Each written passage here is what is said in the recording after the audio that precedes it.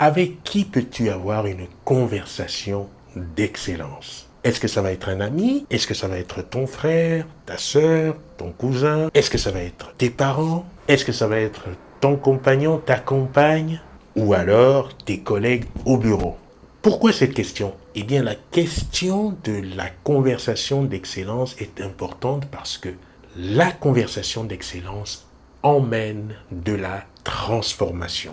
Et la transformation est ce qui importe le plus dans notre quotidien. En tout cas, pour ceux qui ont un esprit ouvert. C'est vrai, il y a des personnes qui se contentent de penser exactement comme elles pensent depuis des décennies, qui ne veulent pas forcément accueillir de nouvelles idées, qui ne veulent pas forcément explorer de nouvelles pistes à leur façon d'être, à leur façon de faire, à leur façon de se présenter, à leur façon de travailler, à leur façon d'être en relation avec les autres. Et donc, pour ces personnes-là, effectivement, ce genre de propos n'a pas d'importance. Mais là, je m'adresse à toi parce que si tu regardes cette vidéo, c'est forcément que tu es quelqu'un qui a un esprit ouvert, qui a envie d'en savoir des choses pour faire en sorte que son quotidien soit meilleur, et notamment autour des relations que tu peux avoir avec les autres autour de toi, des relations que tu nourris autour de toi, essentiellement construites sur des conversations. À partir de là, les conversations excellentes deviennent quasiment incontournables. À partir de là, je t'invite à regarder cette vidéo de bout en bout pour savoir avec qui tu peux nourrir ces conversations d'excellence et avec qui, ma foi, ça n'est pas possible.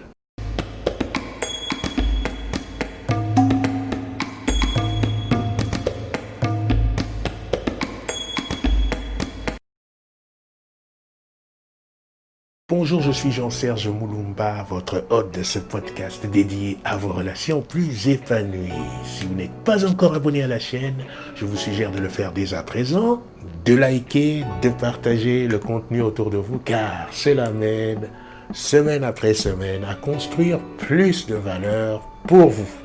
Quand tu es dans une démarche proactive et que tu cherches à résoudre un problème et que tu cherches à trouver des pistes pour t'améliorer, soit améliorer la personne que tu es, soit améliorer ta façon de communiquer, soit améliorer des endroits très précis dans ton quotidien, c'est un grand soulagement de trouver quelqu'un en face avec qui on peut converser et avoir tout d'un coup des pistes fonctionnelles. Dans une vidéo précédente, je crois que c'est la semaine dernière, je mentionnais les critères qui faisaient l'articulation d'une bonne conversation. Aujourd'hui, nous allons aller un cran au-dessus. Alors, si tu n'as pas regardé cette vidéo, je te suggère d'aller sur la playlist et de consulter la vidéo. Tu pourras avoir le contexte. Parce qu'il y a différentes sortes de catégories de conversation. C'est important de savoir dans quelle catégorie on est en train d'avoir une conversation pour être sûr que l'objectif visé soit atteint. Oui, mais je pense que ça c'est un plan déjà avancé parce que c'est vrai, pour la plupart d'entre nous, nous entrons dans les conversations sans même avoir un objectif précis. Oui, c'est le cas parce que moi-même je m'en suis rendu compte avant de me plonger vraiment dans ce sujet conversationnel et de comprendre quelle en était la hauteur, combien c'est important de savoir ce que l'on est en train de faire quand on est en train de converser. Donc, entrer dans une conversation nécessite un objectif. Être, faire ou avoir quelque chose. La conversation d'excellence, elle est spéciale parce que, comme je l'ai dit, elle apporte de la transformation.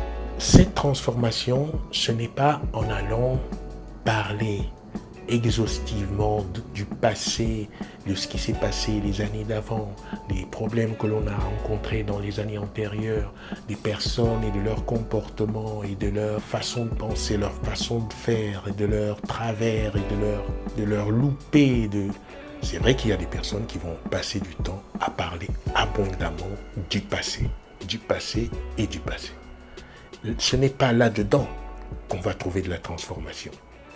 La transformation, ce n'est pas non plus critiquer les circonstances, critiquer les personnes, critiquer les comportements des uns et des autres. Ce n'est pas là que la transformation va être. La transformation, on la trouve dans la génération d'idées fonctionnelles.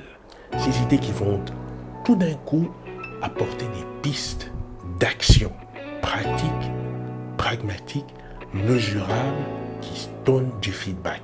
Et quel que soit ce que l'on a envie de faire, quel que soit ce que tu as envie de faire en ce moment, les idées les plus simples, les plus pratiques que tu pourras mettre en pratique vont te donner un spectre de résultats significatifs. Imagine que tu as un projet qui te tienne à cœur. Tu veux réaliser un album musical, tu veux écrire un livre, tu veux entrer dans les créneaux d'une nouvelle profession, tu veux raconter ton histoire au plus grand nombre. Et pour cela, il te faut des ressources, il te faut des idées, il te faut des personnes qui t'accompagnent, il te faut un contexte aidant, puisque tu vas être mis face à des défis, des difficultés qui vont demander de toi de démontrer quelques qualités de persévérance, d'ouverture d'esprit, de stratège, de discipline et de mise en action. Et pour que les choses aillent en ta faveur, il va te falloir entrer en conversation avec des personnes. Alors parfois tu vas te retrouver avec un groupe d'amis dont le seul objectif est simplement de rigoler, de passer du bon temps, ou de se détendre, de faire des blagues, de s'invectiver les uns les autres, etc. Et dans ce créneau-là, il n'y a rien qui soit intéressant pour toi dans tes projets. Parfois tu vas te retrouver avec des personnes qui vont simplement avoir envie de parler, de se confier.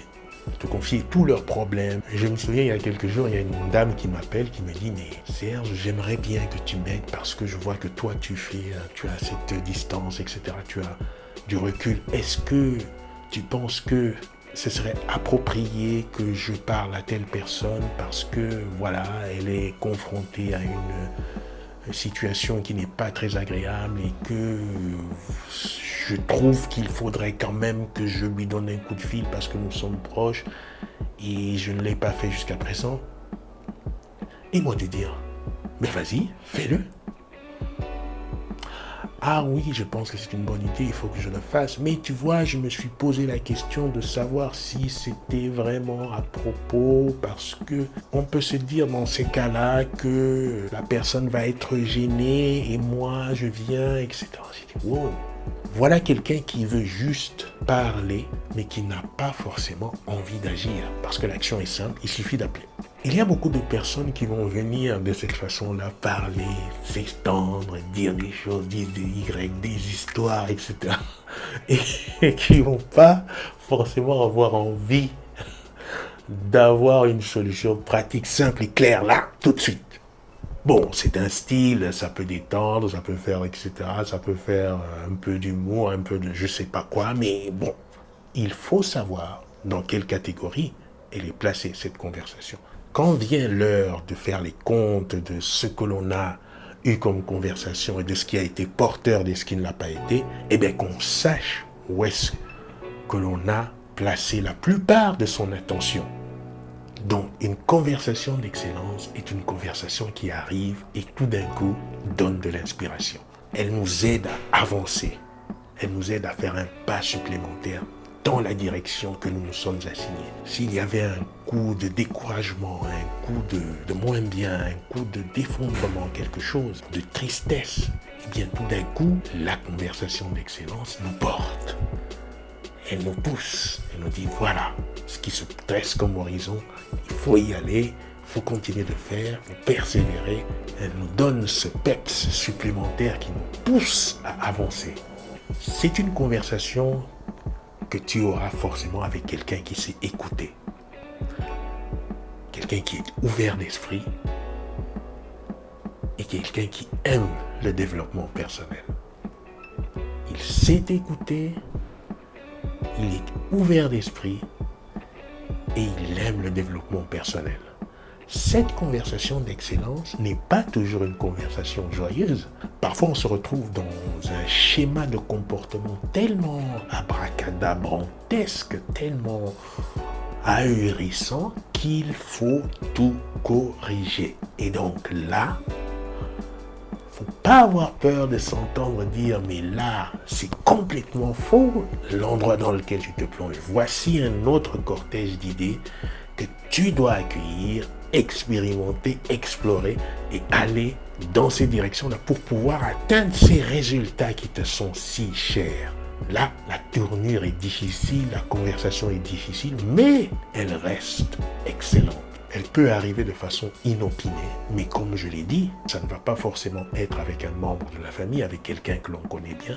Ça va surtout être avec quelqu'un qui a de l'écoute, quelqu'un qui est ouvert d'esprit et quelqu'un qui aime le développement personnel. Essaye de voir dès à présent, dans la journée, là, aujourd'hui, juste où en es-tu? Quel genre de conversation as-tu nourri jusqu'à cette vidéo? Quel va être le type de conversation que tu vas nourrir dans les 10 prochaines minutes ou dans les prochains jours? Parce que, suivant ce qui te tient à cœur, ces conversations sont déterminantes et fais en sorte d'avoir des conversations d'excellence assez régulièrement. Je te souhaite des conversations d'excellence et je te dis à la prochaine vidéo.